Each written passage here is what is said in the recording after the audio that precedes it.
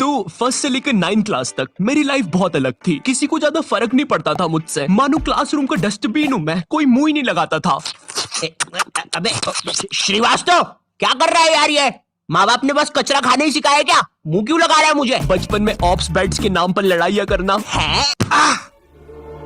तूने मेरा बच्चा मार दिया। वो बारबी की नेम शीट को स्टिकर की तरह सर पे लगा लेना। मेरा तो एक यूट्यूब चैनल भी था, अजीब सी वाइन्स बनाता था मैं उस पे। मुन्नू, तू एक घोड़ा है। नुन्नू जो बोलता है वही होता है। मुन्नू ऐसा कुछ नहीं। हम सब्सक्राइब करें मुन्नू नुन्नू की वाइन्स। मैं कहीं पर भी वाइन्स बनाने लग जाता था, भले फिर बैकग्राउंड में किसी की दादी मर रखी हो। सारी जायदाद मेरी। उसके दूसरे दिन ये बंदा भी मेरी वीडियो पे कमेंट कर रहा होता है, भाई full haha video, thank you मेरी दादी के साथ कोलैबोरेशन करने के लिए।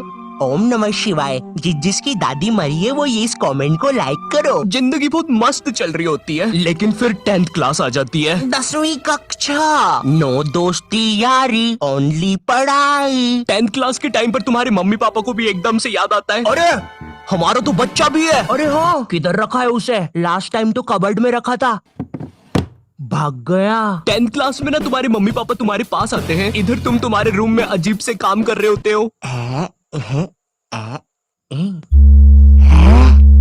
ओहो हो साइंटिस्ट है।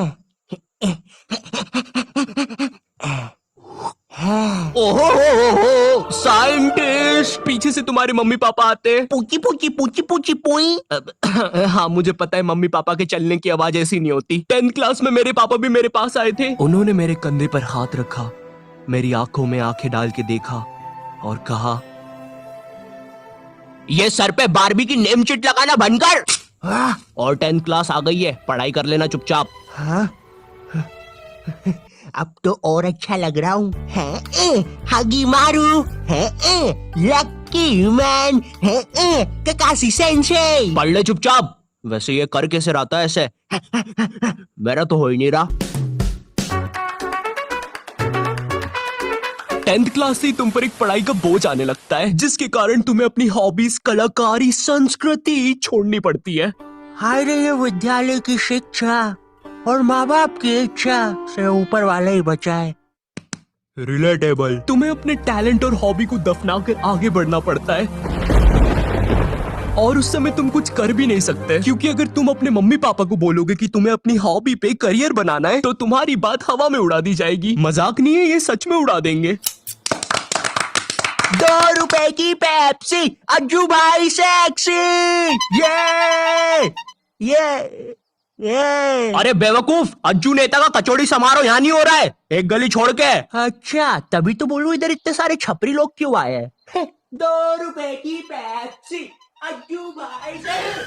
अंधा है क्या छपरी? देखो, अब इसमें तुम्हारे मम्मी पापा की भी कोई गलती नहीं है, क्योंकि जो तुम्हें अपनी लाइफ में करना है उसके बारे में तुम्हारे मम्मी पापा को कुछ नहीं पता है, या तुम्हारे पूरे खानदान से आज तक वो चीज किसी ने नहीं की है। तुम उन्हें बोलते हो, मम्मी मुझे एनिमेटर यूट्यूबर बनना है, मगर उन्हें क्या सुनाई देता है? अरिगातो गोजाइमासु दात्ते बायो। हैं? माँ बाप को समझाना बहुत मुश्किल होता है, पता है, क्योंकि इनको बस 2-3 करियर के बारे में ही पता होता है। और क्या तुम प्लीज अपना ये बाजा बजाना बंद करोगे?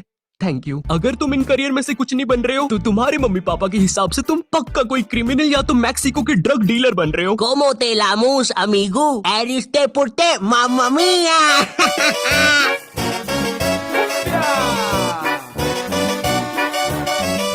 इधर तुम मम्मी पापा को अपने सपने बता रहे हो, उधर मम्मी पापा किसी दूर के मामा के एग्जाम्पल दे रहे होते हैं कि कैसे वो भी अपने एक्टिंग के सपने लेकर सपनों के शहर बम्बई गया था, लेकिन वहाँ कहाँ? सपनों के शहर बम्बई। मैं बस उसे निराशा ही हाथ लगी। तो अब बुलाते हैं नेक्स्ट कॉन्टिनेंट को। मैं सपनों के शहर बम्बई आया हूँ। जहाँ से मैं आया हूँ वो बुरे सपनों का शहर है, और मैं देखो यार, मेरी तरफ से ना है। जय माता दी, लेट्स रॉक। चिक चिक बूम फायर। और ये कॉन्टिनेंट हुआ बाहर। ये सब फेक होता है। मेरा नाम तक नहीं पूछा। तीसरा जज तो रोबोट है। चिक चिक चिक बूम फायर। कितना बड़ा स्टेज है। एक साइकिल ही रख दो बाहर जाने के लिए भाई। गाड़ी बुला के जाना पड़ेगा। भैया बाहर तक छोड़ दो। फट फट फट फट फट फट फट। कुत्ते सबके सब कुत्ते। कुत्ता है कुत्ता है भाऊ भाऊ। तो चलिए अब बुलाते हैं नेक्स्ट। जय माता दी, लेट्स रॉक। मेरी तरफ से ना है। चिक चिक।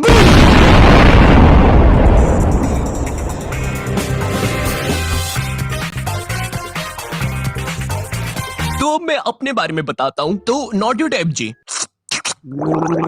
थू। जी आपने कहा कि आपको पढ़ाई में बचपन से इंटरेस्ट नहीं था, जी बचपन से ही कुछ क्रिएटिव करना था आपको। जी। तो ये 10वीं के बाद आपने बायोलॉजी क्यों ले ली? कहीं माँ बाप ने कोड़े मारे थे क्या? नहीं नहीं जी, मम्मी पापा तो सही है। मम्मी ने तो टिफिन भी बांध के दिया है, तेल छोड़ दिया अचार ने। तो जी ऐसा था कि मैंने बस बायोलॉजी ले ली थी, मुझे नहीं पता था इतना पढ़ना पड़ता है। 11वीं और 12वीं पता ही नहीं चला इसकी माँ का 2 साल कहाँ निकल गए। जी जी जी और फिर हवाबाजी में बंदी भी बन गई, तो यूट्यूब करने का टाइम ही नहीं मिला। जी जी जी जी जी। चाय पियेंगे? आप पिलाएंगे तो क्यों नहीं पियेंगे। तो आप लोग भी बने रहिए। उसमें मुझे क्या मिल रहा है, मेरा क्या फायदा पॉडकास्ट में। ये हाँ, ये मेरी रियल कहानी है। मेरा प्लान तो वीडियोस बनाना ही था, पर पढ़ाई के प्रेशर में 2 साल कहाँ निकल गए मुझे पता भी नहीं चला। हाँ, मैं बायोलॉजी के अलावा कोई सा सरल सब्जेक्ट जैसे आर्ट्स लेके, आर्ट्स का मैन, मैं हूँ दुनिया का रखवाला, आर्ट्स भी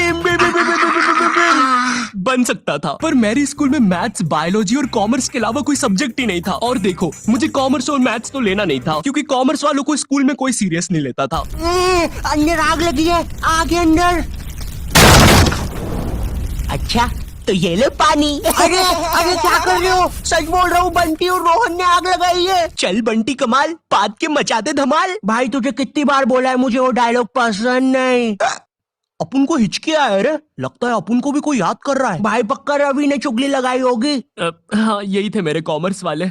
वैसे ये मोटा पाद के आग फैलाने वाला था, यही था इसके धमाल का मतलब। मेरी स्कूल में बैन है ये दोनों, शायद भारत की सभी स्कूलों में बैन होंगे। तिहाड़ जेल में अभी ये दोनों। वैसे चल बंटी कमाल, पाद के मचाते धमाल। भाई तुझे कितनी बार बोला है, मुझे वो डायलॉग पसंद नहीं। अपन को हिचकी आया रे, लगता है कोई याद कर रेला। भाई पक्का रवि होगा। अब अगर मैं मैथ्स की बात करूँ तो मैथ्स के साथ मेरे रिश्ते बहुत बेकार है, वो मुझे पागल करता है। 12th के बाद मैंने सोचा था कि अब मैं आराम से वीडियोस बनाऊंगा, लेकिन फिर मुझे नीट के बारे में पता चलता है। जिन लोगों को नीट के बारे में पता नहीं है, ये जेई जैसी एग्जाम होती है, और जिनको जेई के बारे में नहीं पता, ये नीट जैसी एग्जाम होती है।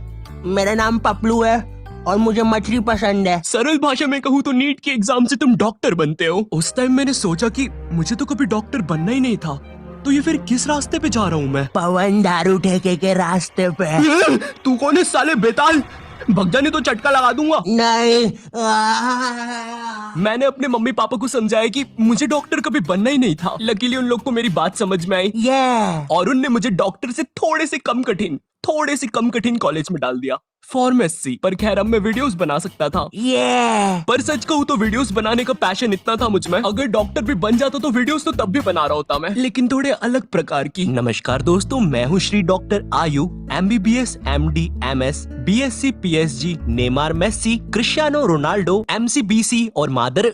सबसे पहले हमारी डॉक्टर मेंबरशिप खरीदने वालों को शाउट आउट दे देते हैं। पैरालाइज नानी, हीमोग्लोबिन संजू, एड्स का मरीज राजू और नीट एस्पिरेंट सरोजनी। और हमारे लिए एक मैसेज भी आया है, मेरी माँ मर गई तेरी वजह से, हराम कौर। थैंक यू फॉर 5 रुपए सुपर चैट। चलिए अब इस मरीज का पाइल्स का इलाज करते हैं। डॉक्टर डॉक्टर, मेरे मरने के बाद आप क्या बोलोगे? Like share subscribe.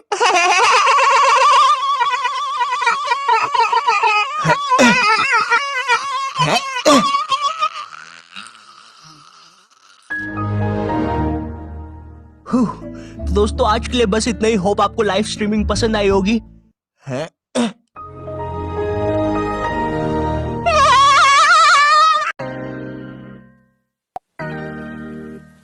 ओके, तो इस वीडियो से